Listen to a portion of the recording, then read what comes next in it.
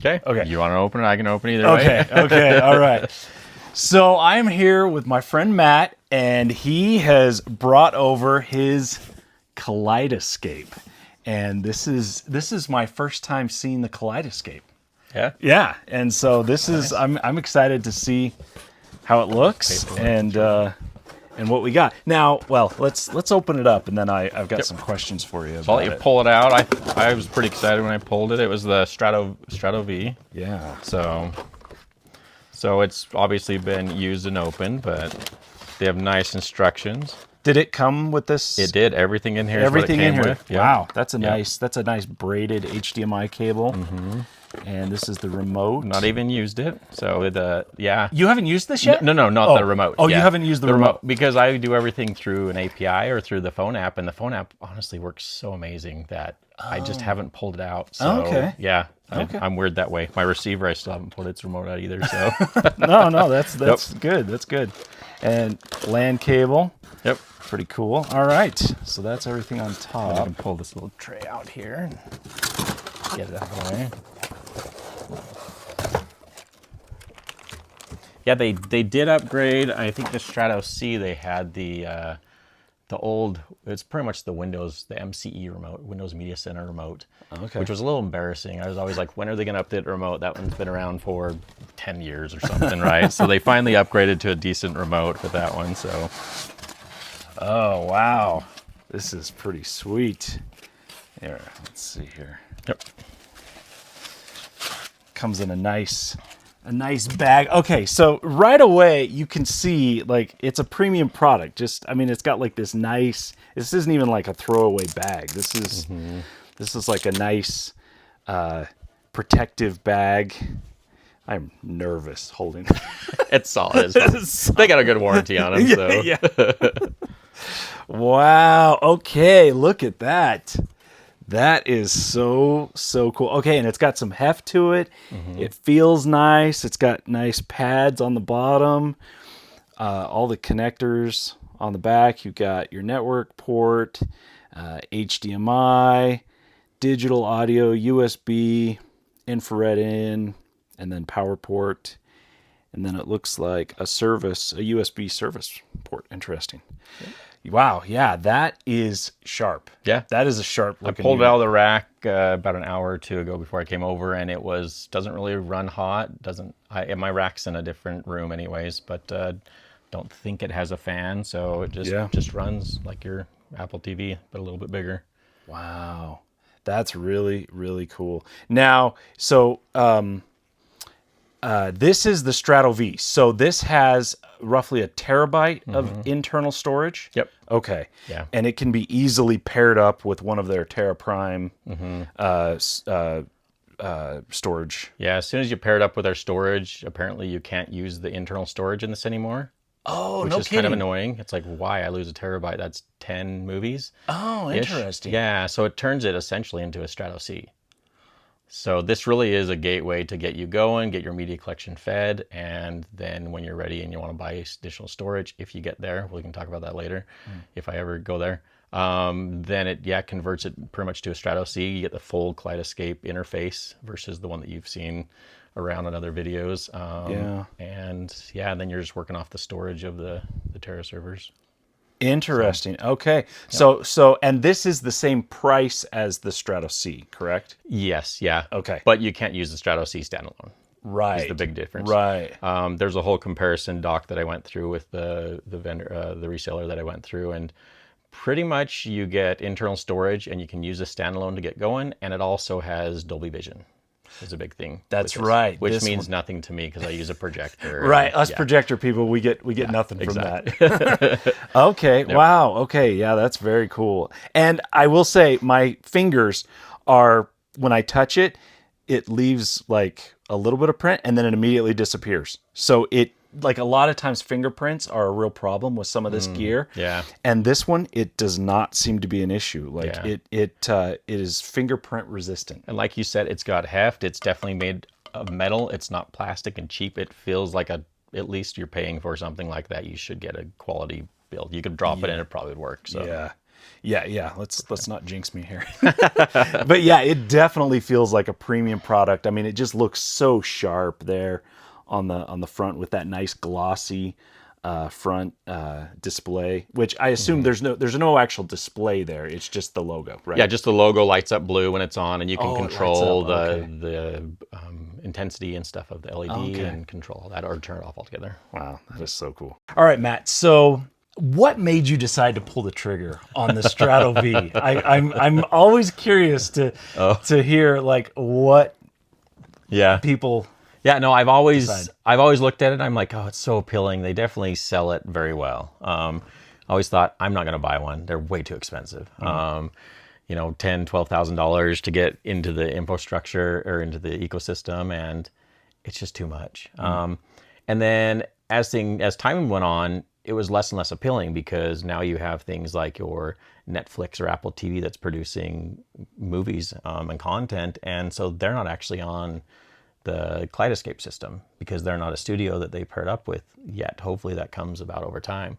So you're starting to get diminishing returns, but there's still so much stuff coming out. I mean, over the last year or two, there's been so much movie, so much content that's come out that it's become more and more appealing. So for me, I'm a huge movie nut. My wife and I love to watch movies. We watch 3 or 4 movies a week on average, if not Nice. more. It depends on the seasons. And so between that and having built a home theater, the home theater, you go through the whole process of spending time and money only to scrimp on the source. So it's like, I mean, you've talked about this before, and I don't think there's much debate on whether web streaming's better than disc or vice versa. Pretty much the best quality we've always had is disc. And so, having learned about this system where you have your studios that have their mezzanine files, where it's like, this is what we have from the mixers, and they go and mix the audio tracks and the video and everything together, and then they trim it down and they compress it, and they compress it for streaming, or they compress it to fit on a disc, or they give it raw over to Kaleidescape, which is, sometimes the files are a little bit bigger than the disc, but essentially they're apples for apples. I've noticed a little bit on a few movies here and there. And but why did I buy it? Eventually the cost came down. They said, hey, for $4,000 for an entry point for the Strato V, and I happened to have some money from work where we had a bonus come through. I was like, oh no, the timing, what am I going to do here? So I decided to pull the trigger. My kid's into dirt bikes. He bought a dirt bike. This is my dirt bike. This is my boat. This is my fast car. This is my hobby. Yeah. So I decided to get one and try it out. Nice. As I've got it, it's been really interesting. There's pros and cons to it that we can get into, kind of the differences in some of the different devices. But I don't know if I'll ever buy the Terra systems or not, though. So those are those are the hard drives that you can add on additional storage. Right. Okay. Right. So having used it for, I guess since it came out, it's only been a few weeks here. Really enjoyed it. Love the way and how fast it is to download.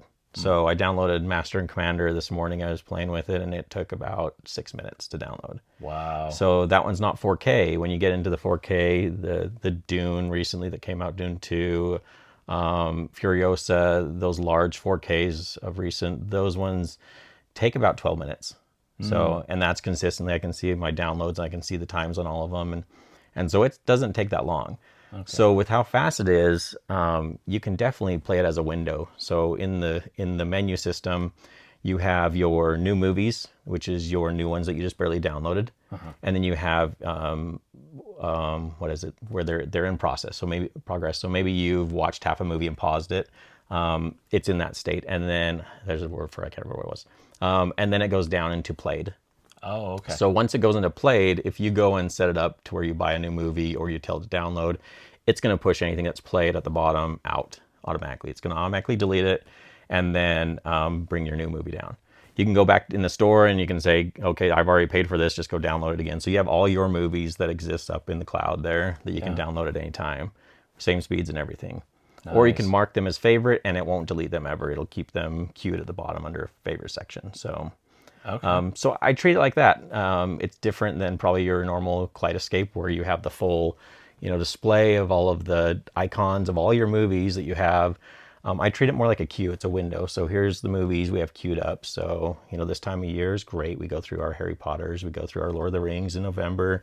So I just queue those up and say, download the next one I have ready. And it's just kind of like a buffer in a queue there. So nice. will I buy this extra storage? It's a lot of money too to add that on, and then it's addicting. I mean, buying movies in there is bad enough. The pricing's great. It's really equivalent to buying just your physical copies, and then you start doing collections. So you go in, like Pirates of the Caribbean right now is right around $43 for all 5 movies. If you buy them individually, it's around $20-ish, depends on the movie. Yeah. But you buy them in collections, and it's very comparable to disc, if not cheaper. I mean, wow. Yeah. So, so that's kind of the way I treat it. Is it's not a streaming device that nobody's ever declared that it is. You can't play it until it's downloaded. But once it's down, you can play it, and I kind of treat it like it's my streaming box, but because of how fast it downloads, but for the highest quality content you can get. So wow, that's pretty sweet. Yeah, that's pretty cool. So now I'm curious, when you buy it, like, did they give you any kind of like, does it come with like $50 of credit to like put towards movies, or is it like already you're immediately swiping your card? Like is there? It depends on who you buy it through. Oh, okay. Yeah. So yes. So who I went through, they didn't. There's a few others that I should have gone through. That actually, they can give you credits depending on how much you buy. Do you buy the Strato V? Do you buy the Strato V and the 1 terabyte or the 8 terabyte additional storage with those, the Terra Primes? So the more you buy, the more credits you get. That makes sense. That makes sense. And it's anywhere from, I think they do $100, and then it gets up in like $400 or $500 depending on how much you're spending. So yeah. So I was looking on the Kaleidescape website, and I saw that there is an option to buy the player and enough storage to hold their entire collection, their entire library. And the price was, I think, like $90,000 or $95,000. Yeah, that's my next. Is that you're going to go straight to that, right, George? I'm just going to jump to the end. Like I don't want to mess with this download stuff. Yes, that is an epic. I mean, yeah, that'd be pretty awesome. So. When I saw that, I was like, I want to meet the person who's like, oh yeah, give me one of those. Yeah, and make it 2, one for my cabin and one for my boat. Right. And for me, like, would I ever buy an additional Strato V? No, like, this is what I use in my theater room. Right. Everywhere else in the house, I use Apple TVs. They're great, and interface works well on them.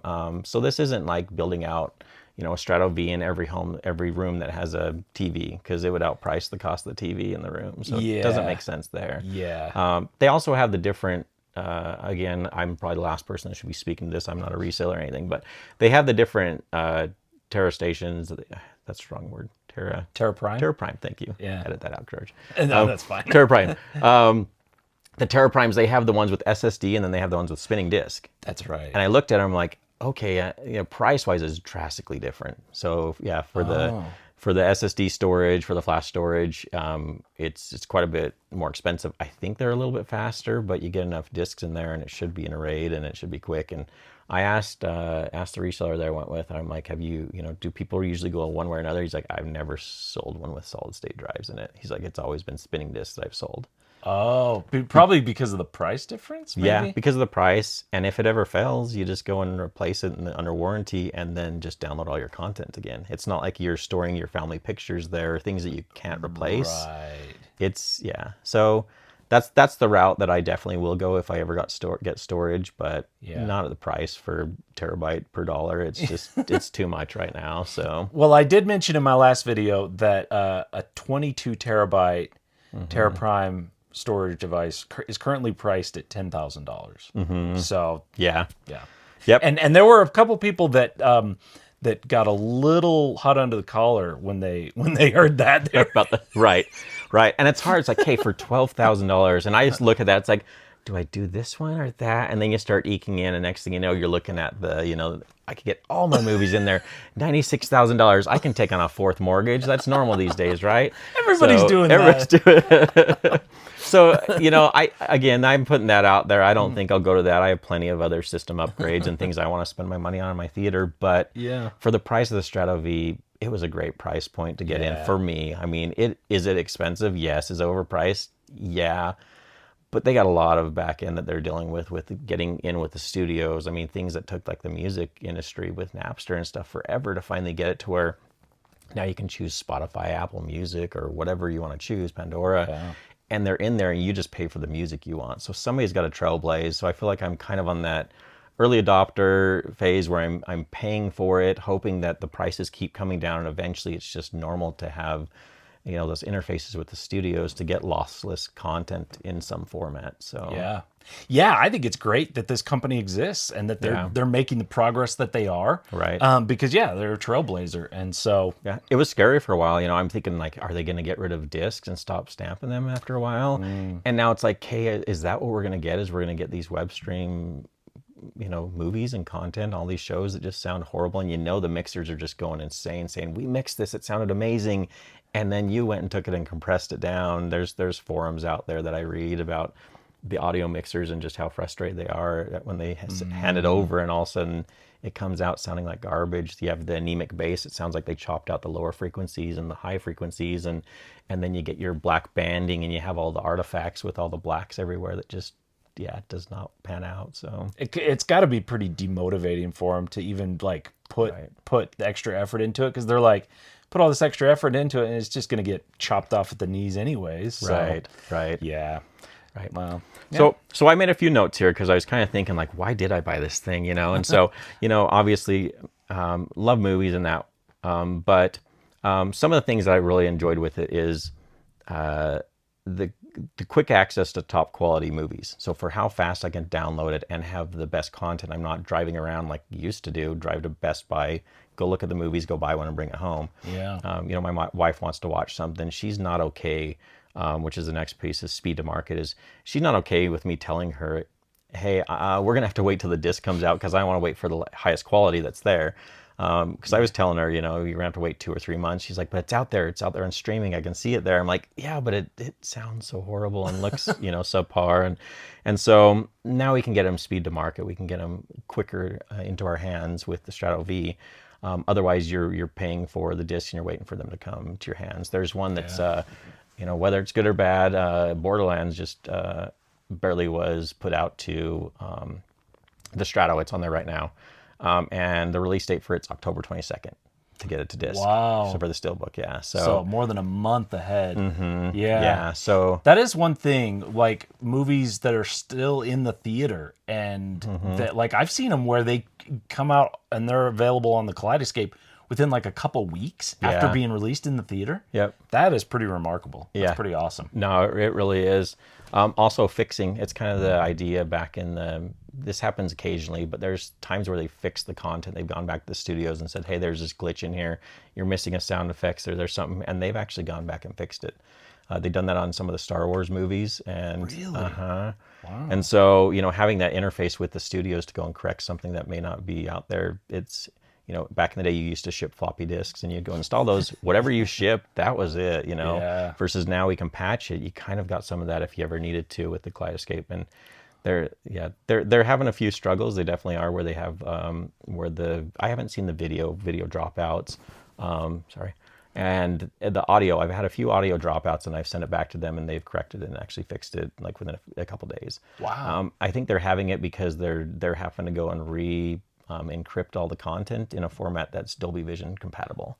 So they're having to go retrofit it all, is what I'm pretty sure that's what's going on from what I've gathered in the forums there. So speed to market. The other one that I really liked was, knowing that you have the best quality available.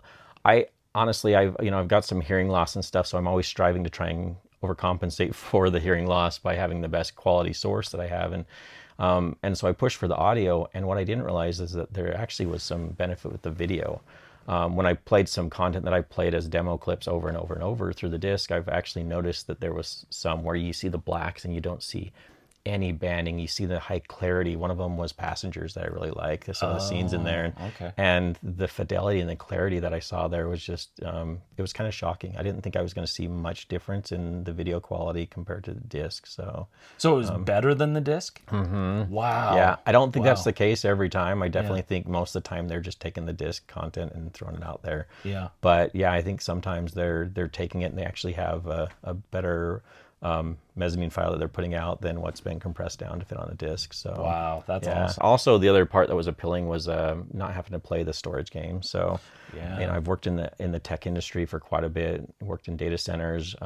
Worked with Linux systems for a long time. So I worked through from where did I go from Xbox Media Center to Myth TV to XBMC to Plex. I still have a Plex server that I run. Bought one of the Zadoos and played with that and sent it back just because the wife approval factor at the time was pretty low. But it sounds like there's a lot of improvement, so I'm excited. We'll hopefully see some of the we'll the fire it improvements up. of the interfaces here and See how it see. compares to the previous version.